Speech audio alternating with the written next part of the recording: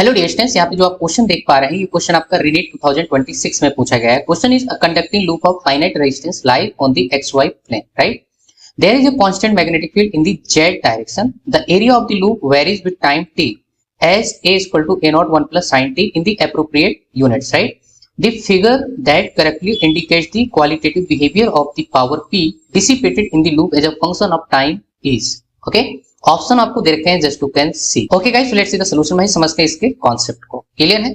सो हमारे पास यहाँ पे जो एरिया दे रखा है a इक्वल टू a0 और आपके पास 1 प्लस साइन t, राइट? अच्छा, हमारे पास कोई कंडक्टिंग आपके पास क्या है, लूप है, फाइनाइट रेजिस्टेंस है जिसका, ठीक है, XY प्लेन में और मैग्नेटिक फील्ड आपका Z डायरेक्शन में। क्लियर है?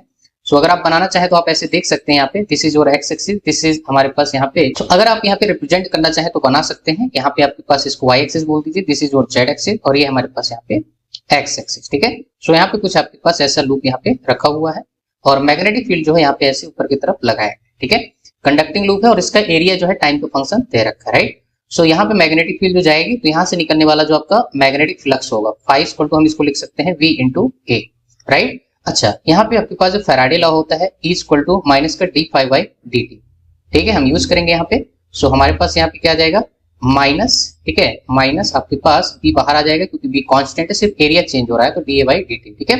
तो जैसे हम यहाँ पे एरिया की वैल्यू रखेंगे तो हमारे पास कितना हो जाएगा, ध्यान से देखिए, b और a की वैल्यू हमारे पास कितना है, a नोट बाहर आ जाएगा और इसको आप डिफरेंशिएट करेंगे तो कितना हो जाएगा, 1 प्लस आपका यहाँ पे साइन t लिखा हुआ, तो 1 का तो कांस्टेंट है तो 0 हो जाएगा, तो E equal to minus b a naught और साइन पे क्या हो जाएगा, कॉस टी, ठीक है, ये हो जाएगा हमारे पास। अब देखिए यहाँ पे पावर डिसिपेशन के दो फार्मूला है, आप P equal to V into I लगा सकते हैं, है ना। यहाँ से आप आई निकालेंगे, ई से भाग लगा देंगे आर का तो आ जाएगा, फिर डायरेक्ट आप E square divide by are कर सकते हैं, ठीक है। तो जैसे हम यहाँ पे लिखेंगे तो हमारे पास क्या हो जाएगा, b square a naught square और आपके पास डिवाइडेड बाई आर इंटू आपके पास यहाँ पे हो जाएगा कॉस स्क्वायर टी, राइट। तो ध्यान से देखिए आपके पास ये b square a naught square r, ये तो आपके पास क्या है, पीक वैल्यू है, पावर की कौन सी वैल्यू है, पीक वैल्यू। तो मैं ऐसे लिख सकता हूँ इसको, P equal to P not आपके पास कॉस स्क्वायर ओमेगा टी।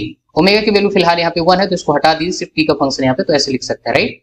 तो ये मेरे पास हो जाएगा टी इक्वल टू 0 होगा तो हमारे पास पावर जो है मैक्सिमम होगी, बोले तो पीक वैल्यू की तरफ अप्रोच करेगी, राइट, जब टी 0 है।